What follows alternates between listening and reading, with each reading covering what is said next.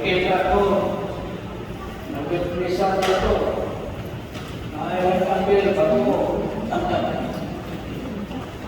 Alright. Mga matang mensahe na Sunday.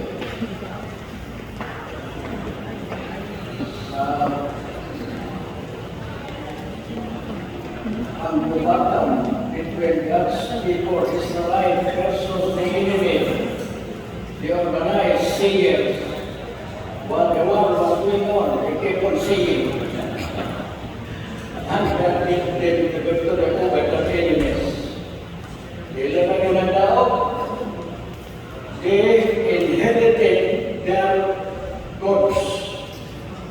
Mga material gods, apela ang silver. It took them several days. I tell you, to gather all the material blessings, more as a church. It does not underestimate about some small things that we think we are doing, but God's purpose running well, God will use it so greatly. So, from the time we got saved, and this is not serving the Lord, the war started. Now, especially, upon when the work of the Lord, not He commissioned the church that He founded. So, don't underestimate your gifts that God provided us to use it for His honor and glory. Alright, so ang atong topic, I hope you will not be confused. Why, when I started in my introduction to the series of lessons, for Sunday school and worship service, five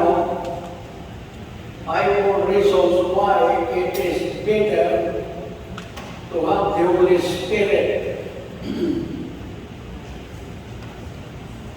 to give honor, respect as our commander-in-chief. You see, in teaching us toward Christian growth. Is it all that? Now, do you believe that? Ngayon sabi nga ito ka attack? Scriptural ba na? Yes. Jesus Christ Himself promised that to the church that He got. Ano later? Ano na? Kita susang Bible. At yung mali na, itong alas at itong kaptilusin. Dili uniform international Bible Baptist Church. Dili. Bukan gamit lain ini alam. Pero within sa ato nga articles of faith. So this is second Sunday that we printed our international articles of faith with constitution and bylaws and church covenant. I was so surprised last Thursday when Pastor Joey invited me to be one of his speakers during the last day, Thursday.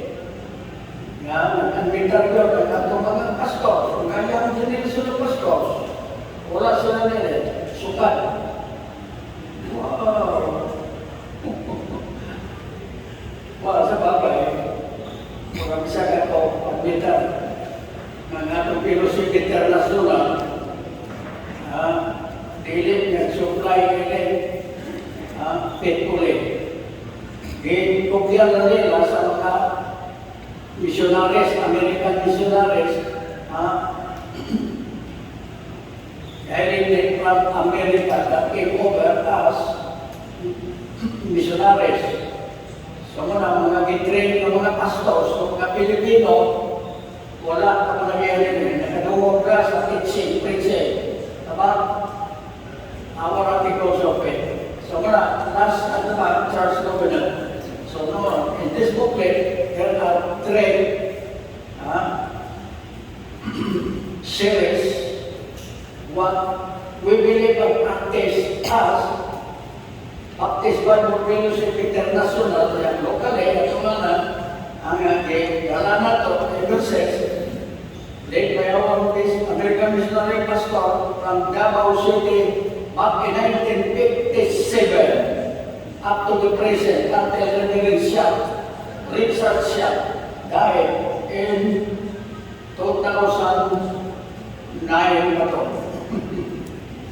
Alright, so Baptist Bible Fellowship International Articles of Faith and Constitution of Bibles and Church Covenant address na to, kita ang printa. So muna, di ba po, surprise ko ang pastor nito. Alright, pero lipay sa ko, kasi pastor, isa to kung Amerikano, Cross. Siya ang first speaker. Ikadua speaker. Last speaker ako.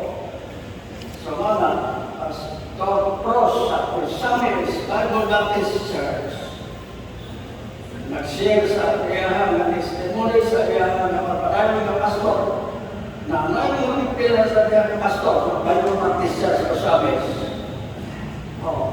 Dua ba? Pulo. So na Pastor Cross is shared that they bought a new bangko nga land property more or less 3,000 square meters. Wow! More or less 3,000 square meters. Bagay, kamera mga pastor, I will show them. Manang yung blessing na i-share. Alright, nga ito rin. Since 1984, ako na-construct ang 3 buildings, church building, 2-story building na, ang San Francisco Bible School, and parsonage.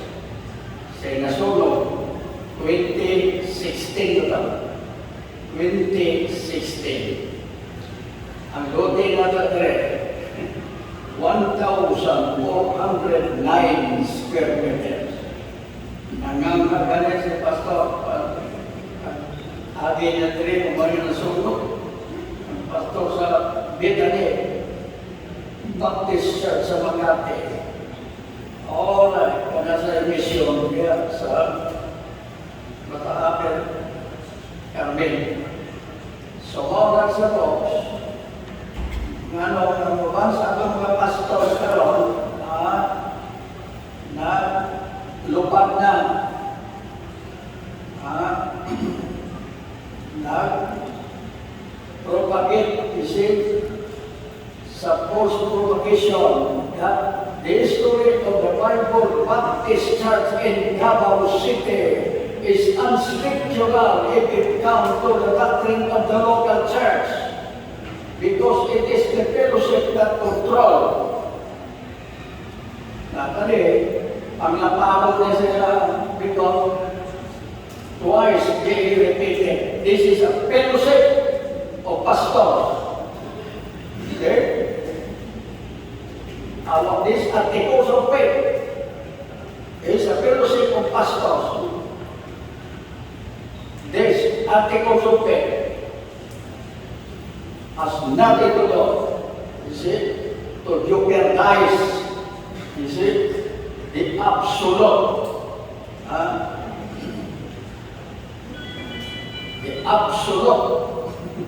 right of the local church. So, muna kita, Bible Baptist, local, visible, independent, indigenous, period. Kung sa indigenous, self-government, self-supporting, self-extending, period. So, muna, kung ikaw, hindi ka sa atong simbahan, amahan, huwag kayo asawa, o kung ikaw asawa, o kagabana, o either single ng mga membro, dili pamili, pwede. Una, i-apel ko na sa atong plano to strengthen, to preserve the solid our belief and practice. At iman yun basta practice, no problem sa theology. Theology, the doctrine of God. Christology, the doctrine of Christ, no problem. Salvation, no problem. Amen ba? Ang problema na ito, as a Baptist, the doctrine of the church.